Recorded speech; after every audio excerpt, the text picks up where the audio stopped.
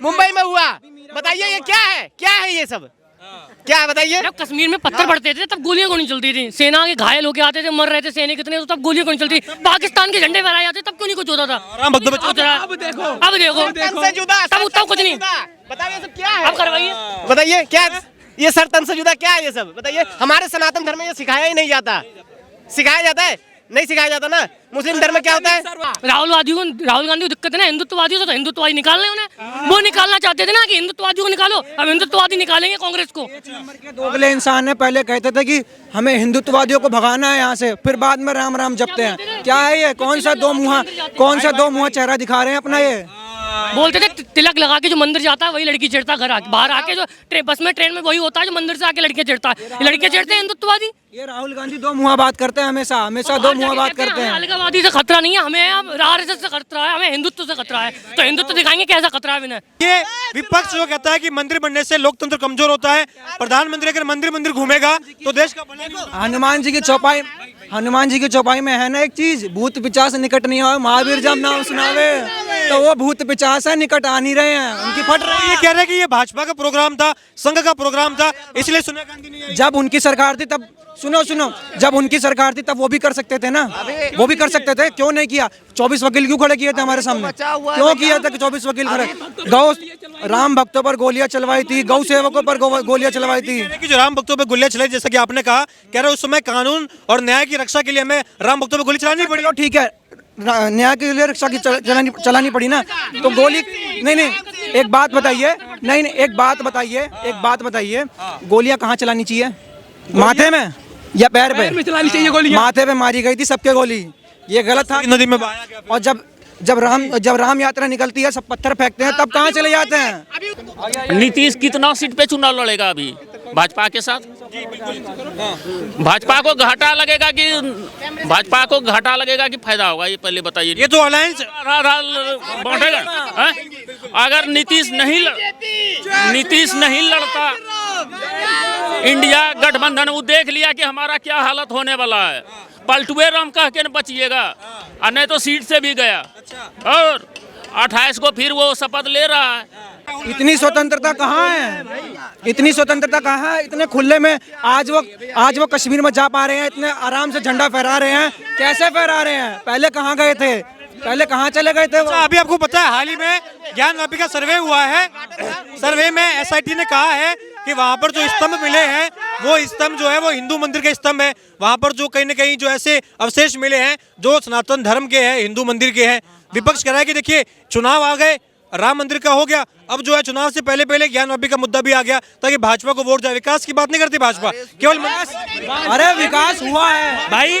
एक मिनट, राम मंदिर बनवाया, मस्जिद की भी तो जगह दी है, कोई छीनी थोड़ी है, दी है ना जगह। कितनी बड़ी मस्जिद की जगह दी है, लो और क्या चाहिए भाई? मोदी है, सबको देखता है वो। हाँ, ऐसे नहीं कि सिर्फ हिंदू को देख रहा है, सबको। वो कह रहे हैं विकास की बात नहीं हुई और रोजगार की बात नहीं हुई। जब वहाँ पे मंदिर बनवाया और रोजगार किसको मिला? इंजीनियरों को रोजगार मिला, मजदूरों को रोजगार मिला, सबको रोजगार मिला। फल बेचने वाले, फूल बेचने वाले, रोजगार मिला, सबको रोजगार मिला। अभी रोजगार सुनिए, मंदिर के बाद वहाँ पे यूनिवर्सिटी खोली जाएगी श्री राम के नाम से, श्री राम यूनिवर्सिटी के नाम से। ये अच्छा ये सब कह रहे हैं यहाँ पर कि देखिए यूपी जो मैं आपको बता दूं, यूपी जो है ये 4th लार्जेस्ट जो है सबसे अमीर स्टेट बन चुका है। ये कह रहे हैं राम मंदिर की वजह से हुआ है। ये मंदिर बनने से विपक्ष कह रहा है कि लोकतंत्र कमजोर होता है। यहाँ पर वो कहेंगे उनका काम ही यही है। अयोध्या तो बस एक झांकी, अभी पूरा हिंदुस्तान बाकी है। हाँ, तो ये अभी राम मंदिर का मुंबई में हुआ। बताइए ये क्या है ये सब क्या है बताइए। जब कश्मीर में पत्थर पड़ते थे तब गोलियां क्यों नहीं चलती थी? सेना के घायल होके आते थे, मर रहे थे सैनिक कितने, तो तब गोलियां क्यों नहीं चलती? पाकिस्तान के झंडे फहराए जाते तब क्यों नहीं कुछ होता था? अब देखो तब कुछ नहीं। बताइए सब क्या है, अब करवाइए, बताइए क्या ये सर तन से जुदा क्या है ये सब बताइए। हमारे सनातन धर्म में ये सिखाया ही नहीं जाता। सिखाया जाता है? नहीं सिखाया जाता ना। मुस्लिम धर्म में क्या होता है? सर्वश्रेष्ठ है। अच्छा, लेकिन आप सब कह रहे हैं कि मोदी जी रिपीट कर रहे हैं, मतलब लग रहा है मोदी पूरा। अब मेरा सवाल भी है आपसे, देखिए आप कह रहे हैं मोदी जी रिपीट कर रहे हैं।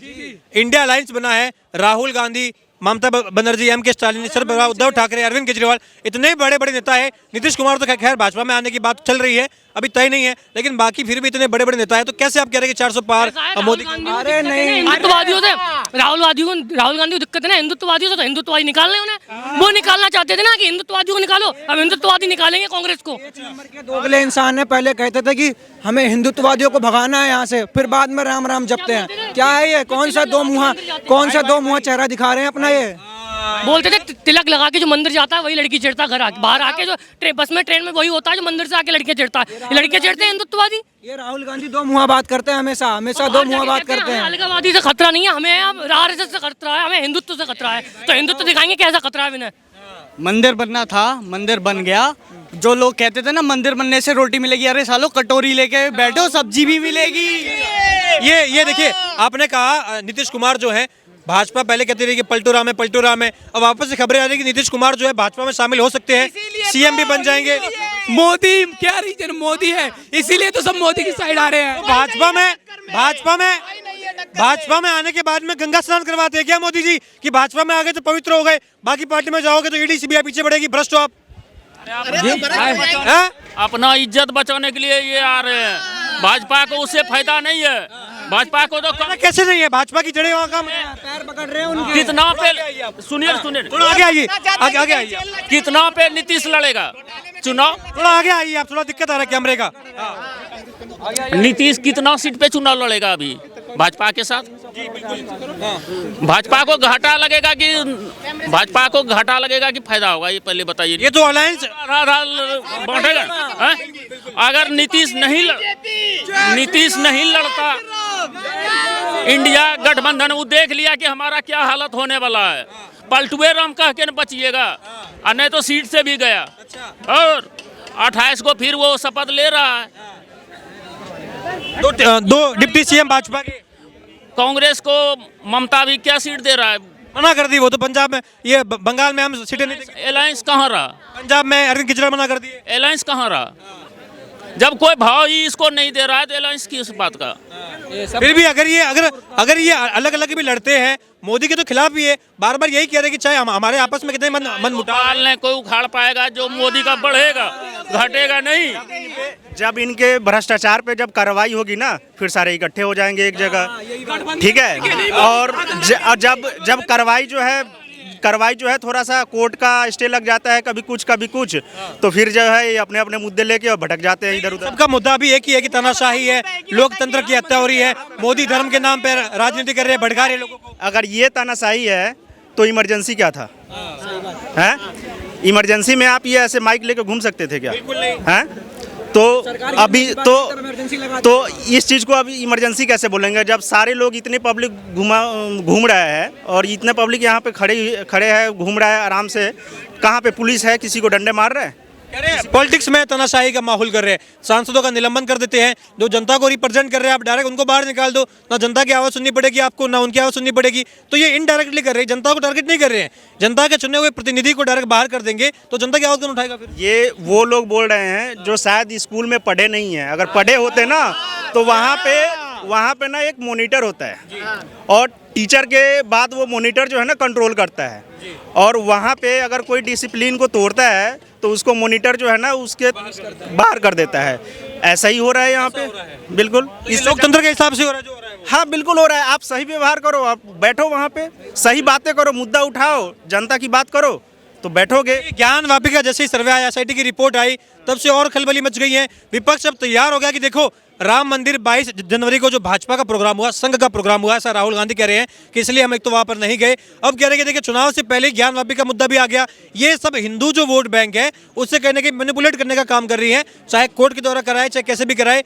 इसी टाइम पे रिपोर्ट क्यों आई? इसी टाइम पे क्यों कह रहे हैं कि ये हिंदू मंदिर था यहाँ पे? सच्चाई क्या है? सच्चाई क्या है? वहाँ पे ज्ञानवापी में, ज्ञानवापी का मतलब क्या होता है? ज्ञान का कुआं है। तो वो वहाँ पे जो सच्चाई है, अगर उसको हम नहीं उठाएंगे कोई दूसरा उठाएगा तो उसको गलत कैसे बोलेंगे? और वो सच्चाई तो वही है कि वहाँ पे सच्चाई जो है वो तो उठेगा, वो आज नहीं तो कल उठेगी। जी प्रतीक्षा कर रहे हैं, लग रहा है मथुरा और काशी की बारी है अब की बार, बस हिंदुस्तान बस आए ये भाजपा पे यही तो आरोप है कि ये देखिए केवल और केवल मंदिर की राजनीति होती है, विकास की नहीं होती है। विकास होगा क्यों नहीं। आज अयोध्या पूरी दुनिया को नेतृत्व कर रहा है, पूरी दुनिया देख रही है अयोध्या को, पूरी दुनिया से लोग आ रहे हैं। उसकी वजह से हमारे पूरे कहीं अयोध्या का नाम था, कोई अयोध्या जानता था, कोई नहीं जानता। आज देखिए पूरा विश्व पूरे वर्ल्ड में नाम लिया जा रहा है श्री राम श्री राम श्री राम। इंटरनेशनल एयरपोर्ट बनने जा रहा है, बन रहा है, बन गया है। बताइए यूपी में 3 इंटरनेशनल एयरपोर्ट बन रहे हैं, 3। जो है ना इकोनॉमी रिफॉर्म्स का ये मंदिर जो है ना ये बहुत पुराना जो है एक सेंटर है। आप कोई सा भी शहर उठा लीजिए पुराना से पुराना, आप उसके सेंटर में देखेंगे मंदिर ही मिलेगा। अभी यूपी जो है ये 14 सबसे अमीर राज्य हो चुका है भारत का अयोध्या मंदिर बनने के बाद में। बिल्कुल, और वो बीमारू राज्य से भी बाहर निकल चुका है। तो ये मंदिर जो है इपिक सेंटर जो है ना आपको अर्थव्यवस्था का वो मेन सेंटर होता है, और इससे जो है सारी जो है ना वहाँ के आसपास का जो है विकास होता है, और लोग जो है वहाँ पे आते जाते हैं, उससे इकोनॉमिक जो है बढ़ता है, रोजगार लोगों को मिलता है।